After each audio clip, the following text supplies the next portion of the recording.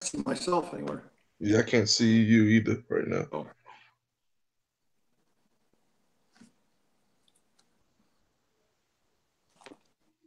Because before it asked me to access my camera, and I said yes. Do I have to do that again? Wait.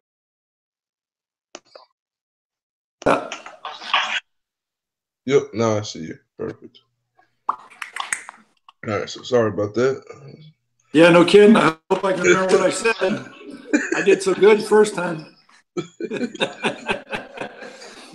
I Okay. think it's gonna keep switching. Like whenever someone talks, it switches people. So it Okay. won't work like that. All right, so start this again. All right, my name is Ryan Radin, and I'm in Kenice 205, and this is my financial manager video, and this is Thomas Bellamy, and I'm gonna let him introduce himself and tell you exactly what he does. So here you go, Mr. Bellamy. Yes, I'm Tom Bellamy. I'm the assistant principal at Lions Creek Middle School in Coconut Creek, Florida. And one of my duties is I do supervise and administer our athletic department. I supervise our athletic director and all of our coaches. All right, perfect. Sound perfect. So, question one: how often is the budget revised, and what type of input does the budget manager collect from the department heads or coaches within the organization? We revise our budget annually. About this time of the year, we'll start looking back at this past school year, and we'll take a look at the good, the bad, and the ugly, and see what went well, any changes that we saw from this past year, and then we will project into next year on making our plans for the following school year. Okay. So, do all employees have access to the budget information? Why or why not? Okay, I lost you on part of that, so you have to give me that again. Do all employees have access to the budget information? Why or why not? Yes, all employees do have access to any budgetary items, not just employees, but also the public.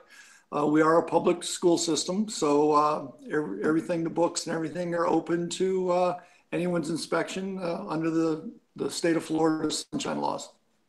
Okay. So how are the budget figures derived from year to year, sport to sport, or season to season?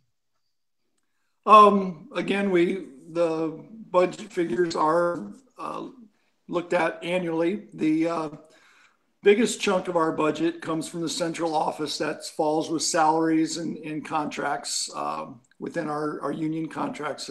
So those are set.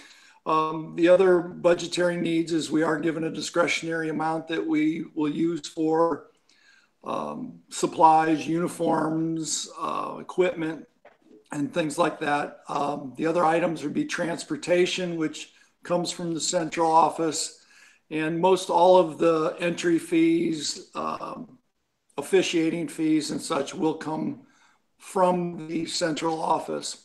Now, what we do control here at the school site is we do keep all entry fees. So that gives us a budget. And then any fundraisers and such that we do goes into our athletic budget. And then that is controlled at the school site. Okay, perfect.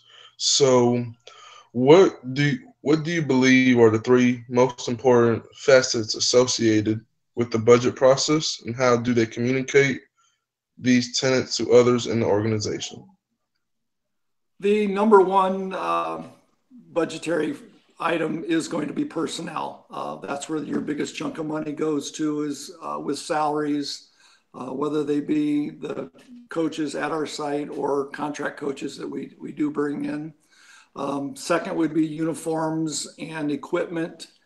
And probably the third then would be any additional entry fees and such that we decide to go outside of our regular schedule. Okay. So ultimately, who in the organization must be accountable for the budgeting process? Ultimately, the highest level would be our central budgeting office that we do report to within our school at our local site.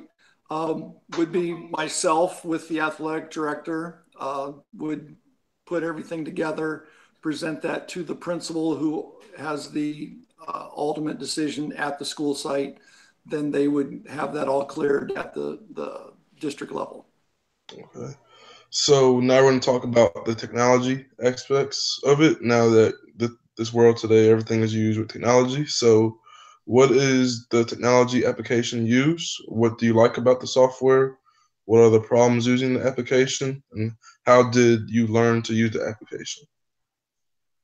Budgetarily, we do use a software system called SAP GUI. It's an acronym for who knows what. It is our central office budgeting software. It's fairly user friendly. Pretty much everything you just enter in the different, you check off boxes or enter in the things that we are participating in, which sports and such, which, coaching supplements and payroll in that. It's fairly easy to use.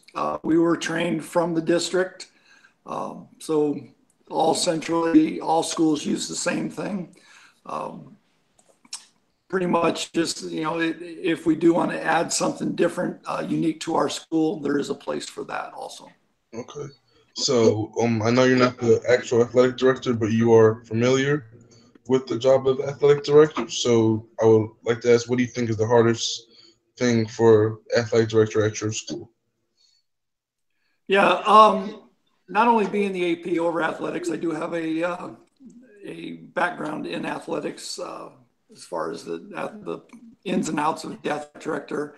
And I think, especially as it's come the last 5, 6 years, it's gotten more difficult to make sure we have the proper placement of coaches. At the middle school level, often we rely almost 100% on teachers, coaches, because it's just not enough money for an outside person to come in unless they're a community volunteer or something like that. We do have a few of those, some parents that'll volunteer, they have some background. But to make sure we match the right people with the sports, some people just have an interest in it, they want to do it. Times we lucky to get one applicant for a sport, so that's kind of tough. Often, at the level I work at, it's real difficult to find female coaches for our female athletic teams. So oftentimes we have men coach the women's athletics.